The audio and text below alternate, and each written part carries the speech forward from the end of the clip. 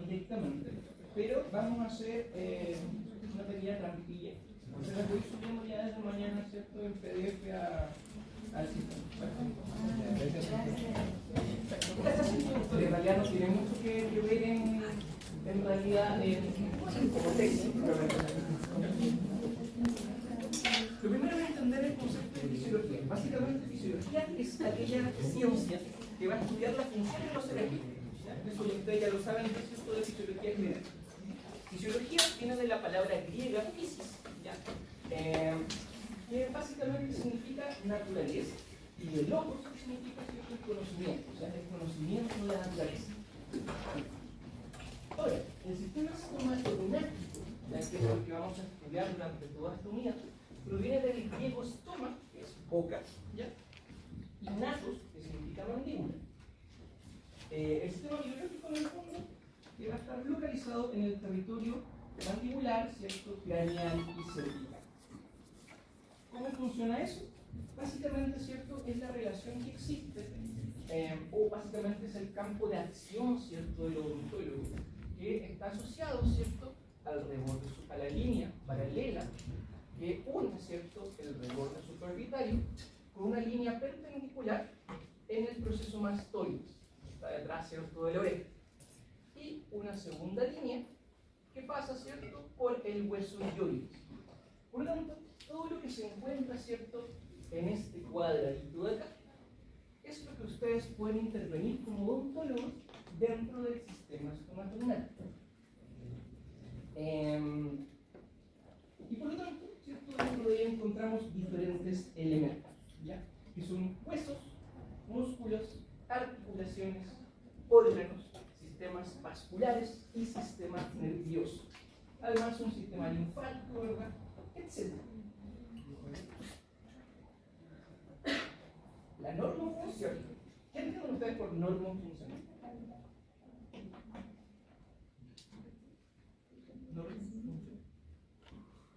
Algo que funciona, ¿cierto?, dentro de un rango de normalidad.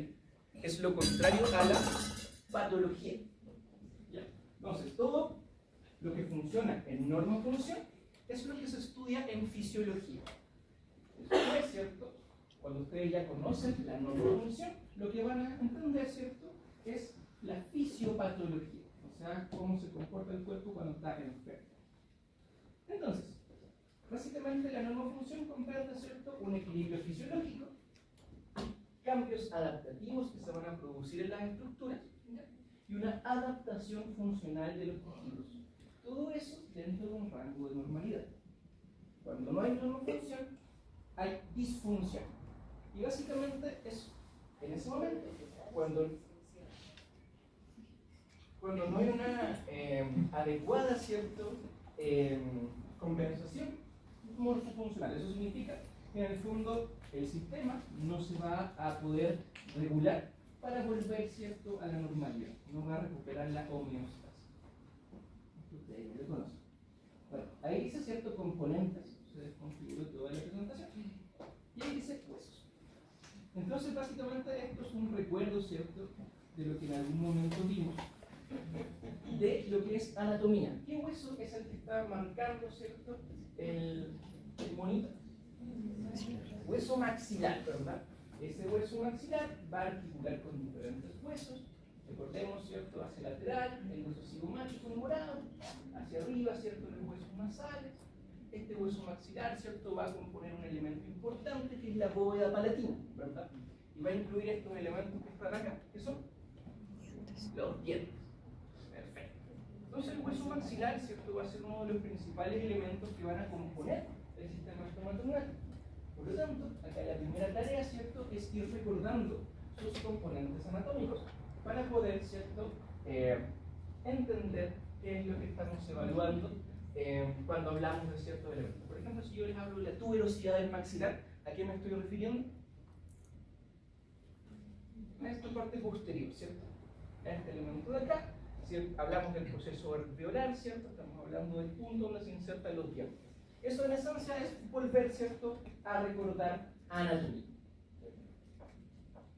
Aparte del hueso maxilar, vamos a tener, ¿cierto?, otro componente importante, que es la mandíbula. Ese es este hueso, ¿cierto? En forma de herradura, que va a componerse de una sínfisis, un cuerpo, ¿cierto? Una rama, ahí está el cuerpo mandibular, ahí está marcada la rama mandibular. Hacia arriba va a tener, ¿cierto?, el cóndilo mandibular, que comprende la articulación temporomandibular, un ángulo, ¿verdad? Ángulo. Y acá el proceso, ¿cómo se llama? Proceso coronoide. Perfecto. Muy bien. Hay un cuello condilar, ¿cierto? Que fue lo que se marcó, y el proceso coronoide es hacia adelante. Muy bien. Otro hueso importante, ¿cierto? Hueso temporal. El hueso temporal, ¿cierto? Va a tener un arco que se llama arco cigomático y va a, ¿cierto?, limitar la fosa temporal, por donde va a pasar el músculo temporal, ¿cierto?, hacia el proceso coronoide de la mandíbula. Recordemos que tiene una fosa mandibular, ¿cierto?, justo delante del conducto auditivo externo, donde va a articular la articulación, ¿cierto?, temporomandibular. Y hacia atrás, parte del esfenoide, ¿cierto?, va a haber ahí un proceso que se llama proceso pterigoides, que también es importante recordar. Otro huesecillo, ¿cierto?, importante es el hueso ioides, es este hueso flotante, ¿cierto?, que se encuentra a nivel del cuello, que va a tener, ¿cierto?, un cuerpo, una asta mayor y unas astas menores. ¿Ya? Anatómicamente es más sencillo.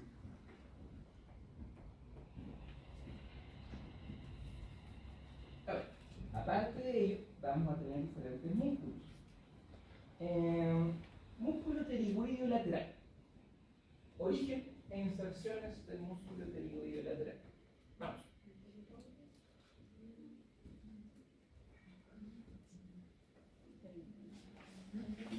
Origen e inserciones, vamos. Un profundo vacío.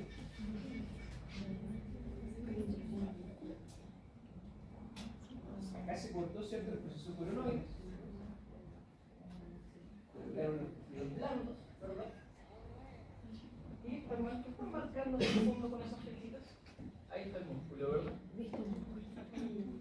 ¿Desde dónde se origina? ¿Qué es eso?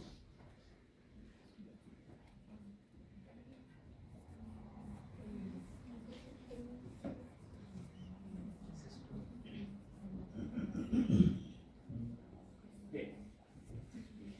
El músculo pterigoideo lateral se origina desde la lámina lateral del proceso pterigoide, principalmente, ¿cierto?, desde los 2/3 inferiores de la lámina lateral del proceso pterigoide, y se va a ubicar o a insertar, ¿cierto?, a nivel del cóndilo mandibular y parte también del disco. ¿Bien? Básicamente hay una fosa en el cóndilo de la mandíbula que se llama fosa o fosita pterigoidea. ¿Se acuerdan? Esa fosita pterigoidea va a alojar, ¿cierto?, al músculo pterigoideo lateral y, ¿cierto?, va a permitir ciertos movimientos que vamos a ver más adelante. El pterigoideo medial. ¿Dónde se origina? ¿Dónde se inserta? ¿Se olvidaron absolutamente nada? Bien, pterigoideo medial. El pterigoideo medial, recuerdan que es como el macete invertido, ¿cierto? Se va a originar desde el borde interno, ¿cierto?, de la rama mandibular, y se va a dirigir hacia una fosa que se encuentra entre los dos procesos pterigoides. ¿Recuerdan cómo se llama? Es el fosa. Tiene el mismo nombre del músculo. Fosa pterigoidea. Fosa pterigoidea, ¿cierto?, que se encuentra en el esfenoide, en el proceso pterigoideo del esfenoide. Bien. Músculo temporal. Este es más fácil. ¿Dónde se ubica? ¿Dónde se origina?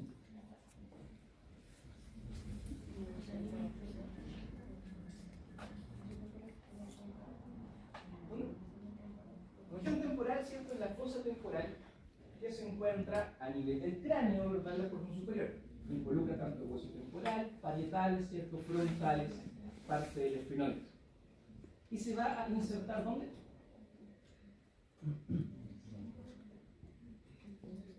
¿Dónde se está insertando el músculo?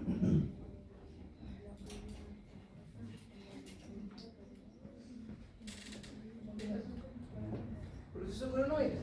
Entonces va a ubicarse, ¿cierto?, en toda la fosa temporal y dirigirse mediante un tendón importante hacia, ¿cierto?, este elemento de acá, que es el proceso coronoide de la mandíbula. ¿Ya? Por lo tanto, va a ser un músculo grandote, ¿cierto?, importante durante la masticación. Perfecto. Y el siguiente, ¿cierto? Es el más conocido de su vida. ¿Cómo se llama? Músculo massétero, ¿cierto? El músculo massétero se va a originar ¿dónde? Sí,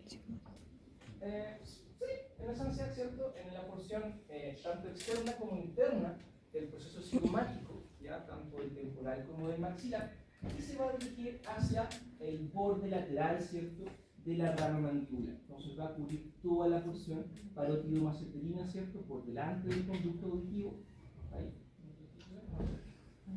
Por delante del conducto auditivo, ya va ahí atrás, ¿cierto?, hacia este punto dentro de la rama mandibular. Músculo massétero, músculo pterigoideo, mediano. Recordar anatomía, primera tarea entonces, segunda tarea, recordar anatomía muscular. Otros músculos importantes, ¿cierto?, que comprende el piso de boca, es el músculo milioioideo. Se va a originar, ¿cierto?, desde la línea milioioidea, en la porción interna del cuerpo mandibular, y se va a dirigir, ¿cierto?, hacia el hueso yoide. Vamos a tener, ¿cierto?, dos músculos que se van a unir, ¿cierto?, en un rafe intermedio, ya en un ligamento intermedio. ¿Qué es lo que va a permitir este músculo milioioideo? Para mí, puede ser menos. Poder tragar, ¿cierto?, va a permitir la elevación del hueso yoides, si es que tenemos un poquito de la mandíbula. Otro músculo, ¿cierto?, el gemilloideo, que es este músculo que va por superior al milioideo, desde, ¿cierto?, los procesos son inferiores, ¿cierto?, por las líneas mentales, y se va a dirigir hacia posterior, hacia el hueso yoides.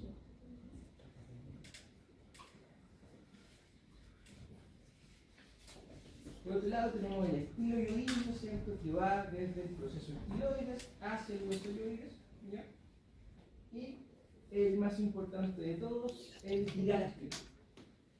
¿Se acuerdan del músculo digástrico? ¿Por qué se llama digástrico? Tiene dos vientres musculares, ¿cierto? Va desde la fisura digástrica en el proceso mastoides, se dirige, ¿cierto?, hacia abajo, ¿ya?, hacia un tendón reflejo en el hueso yoides, y va a tener un vientre, ¿cierto?, anterior que va a ir hacia la fosa digástrica de la mandíbula. Tienen ahí atrás, ¿cierto?, en el proceso mastoide, donde está el video, y, ¿cierto?, se va a dirigir hacia adelante, hacia el tendón intermedio, ¿cierto?, y posteriormente hacia abajo. ¿Qué nos va a permitir el digástrico?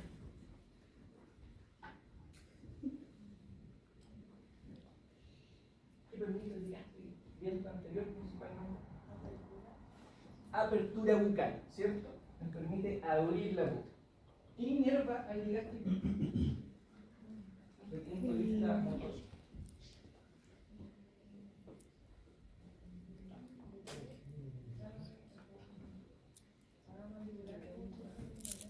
Rama mandibular del trigémino en su vientre anterior. El vientre posterior, recordemos, está inervado por el nervio facial. Bien. Y otro grupo de varios músculos, ¿cierto?, que son los infraioideos. ¿Se acuerdan de cuáles son? Algunos. Uno solo. Uno solo y estoy contento de los infraioideos. ¿Ah? Homoyoideo, tiroyoideo, externotiroideo. ¿Se acuerdan? Tiroyoideo. Bien. Grupo infrayoideo también vamos a repasarlo y recordarlo. Bien. Aparte de eso, ¿cierto?, tenemos articulaciones. ¿Ya? Tenemos entonces el componente muscular y el componente articular. Bueno, ahí dice, ¿cierto?, articulación temporomandibular. Y acá abajito está un poco más chiquitito, así que no creo que lo lean atrás. Pero básicamente la ATM, ¿ya?, va a permitir la conexión entre la mandíbula y el cráneo, ¿ya?, y permite, ¿cierto?, ¿cierto?, los movimientos durante la función mandibular. Eso es como lógico. Va a tener tres componentes principales, ¿cierto? El cóndilo mandibular, el tubérculo articular del hueso temporal, ¿cierto?, acá arriba, ¿ya? Y, ¿cierto?, un disco articular intermedio, ¿ya?, el fibrocartílago. Esta articulación, ¿cierto?, entonces, como les comentaba, va a permitir la movilidad de la mandíbula en diferentes direcciones, ¿ya?, generando diferentes movimientos. Esto lo vamos a ver más en detalle, ¿cierto?, durante la clase de la tesis. Pero en esencia va a estar compuesto, ¿cierto?, por un cóndilo mandibular, este elemento que es el disco articular, y el tubérculo articular hacia arriba, ¿ya? Entonces, cuando nosotros abrimos la boca, ¿cierto?, esta articulación se va a desplazar hacia adelante, generando, ¿cierto?, un movimiento rotacional de apertura, ¿ya? Entonces lo vamos a ver más en detalle en las próximas clases. Otra articulación importante, ¿cierto? ¿Se acuerdan de esa de la gónfosis? La gónfosis es una de las articulaciones, ¿cierto?, que comprende el diente, ¿ya?, y su unión, ¿cierto?, con el hueso alveolar. Y esto se logra a través de las fibras del ligamento periodontal. Esto yo imagino que lo vieron en alguna otra clase, ¿cierto?, o sea, en algún otro lugar, que este periodonto tiene fibras de diferentes orientaciones, ¿ya? Fibras en su porción apical, se llaman fibras apicales, fibras oblicuas, ¿ya?, que van en el borde lateral de los dientes, fibras horizontales, ¿ya?, que son horizontales más en la porción, ¿cierto?, superior, más cercana a la corona del diente, fibras crestales, ¿ya?, que unen básicamente, ¿cierto?, la cresta del hueso alveolar con, ¿cierto?, el diente, y fibras transeptales, que son básicamente fibras que van a unir, ¿cierto?, un ligamento periodontal de un diente con la del otro. Entonces vamos a tener diferentes tipos de fibras a nivel del ligamento periodontal, las cuales básicamente, ¿cierto?, solamente se van a encontrar entre los dientes, ¿ya?, y el hueso alveolar. Y ese tipo de articulación, ¿cierto?, se denomina gónfosis. Eso también es cierto, recordémoslo de anatomía. Otros órganos, ¿cierto?, que tienen, ¿cierto?, los dientes, por lo menos son un órgano complejo, que como ustedes ya probablemente lo han visto mil veces, está compuesto por esmalte, ¿cierto?, dentina y un sistema de cámara pulpar, ¿cierto?, y conductos pulpares. El adulto, ¿cierto?, va a presentar 32 dientes permanentes y a nivel de oclusión, una oclusión normal, entre comillas, los dientes superiores van a quedar, ¿cierto?, por sobre los dientes inferiores. O sea que el maxilar, ¿cierto?, es un poco más grande que la mandíbula. Lo importante es que presentan un sistema sensitivo único.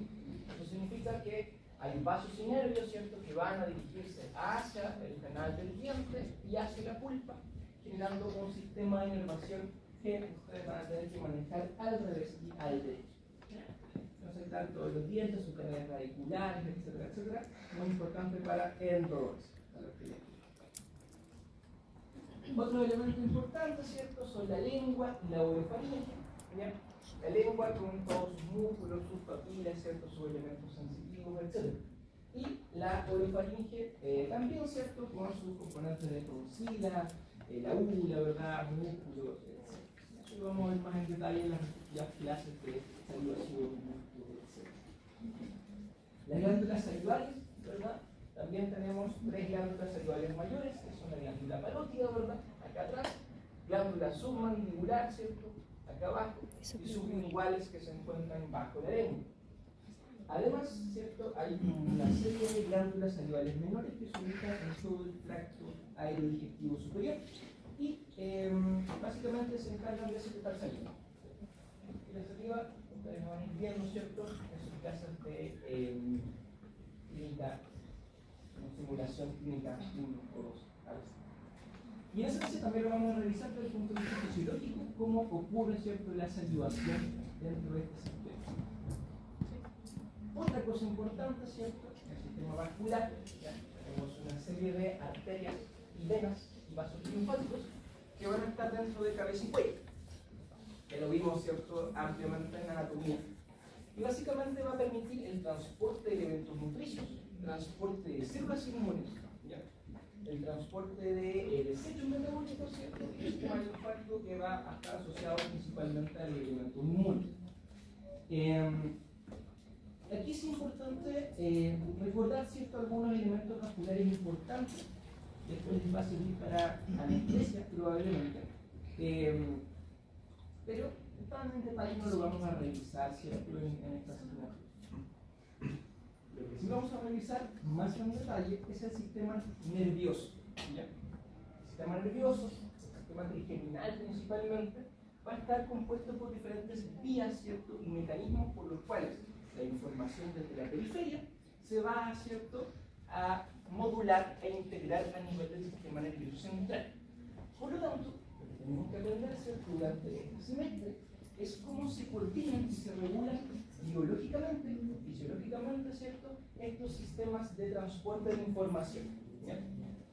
Vamos a tener mecanismos que son centrales, o sea, que van a estar dirigidos, ¿cierto?, por el encéfalo propiamente tal, y periféricos, ¿cierto?, donde van a estar involucrados esencialmente los nervios, ¿ya? Y la gracia que tiene el sistema nervioso es que permite la integración funcional de todo el sistema estomato-renal. Eso significa que si no tenemos sistema nervioso, ninguna de las funciones, ¿ya?, de nuestro sistema, ¿cierto?, de nuestra boca, nuestra mandíbula, podría funcionar. No podríamos sentir dolor, no podríamos generar movimiento, ni nada. Y ahora sí, lo importante de esta parte que en realidad no es importante. Básicamente, ¿cierto?, nosotros tenemos un sistema que algunos autores le llaman cráneo cérvico-mandibular. Está compuesto, ¿cierto?, por el macizo cráneo facial, por la mandíbula, propiamente tal, ¿cierto?, y por el componente cervical. Básicamente, dentro de este sistema, los músculos van a actuar como un mecanismo compensador, ¿ya? Entonces, lo que van a hacer, ¿cierto?, es sostener a nuestra cabeza dentro de un equilibrio, ¿ya? Para que nosotros podamos estar erguidos, ¿cierto?, tiene que haber una compensación entre los músculos que están adelante de nuestra columna cervical y los que están por detrás. Por lo tanto, acá es importante ir reconociendo, ¿cierto?, los diferentes músculos posteriores del cuello, anteriores del cuello, ¿cierto?, y el equilibrio muscular. ¿Qué pasaría con la mandíbula? Esta es una pregunta para ustedes, si es que no está conectada a nada, si no tiene componente muscular, solamente a la arteria. ¿Qué pasaría si no tuviera músculos? No podríamos ejercer Estaría movimiento. flotando, ¿cierto? Estaría flotando, ¿cierto?, en el aire. Por lo tanto, tienen que haber algunos músculos que la mantengan, ¿cierto?, con un tono, semicerrada, ¿cierto?, en la mayor parte del día. ¿Cuáles van a ser esos músculos? Los músculos que la van a mantener, ¿cierto?, con un tono muscular para que no estemos con la boca abierta.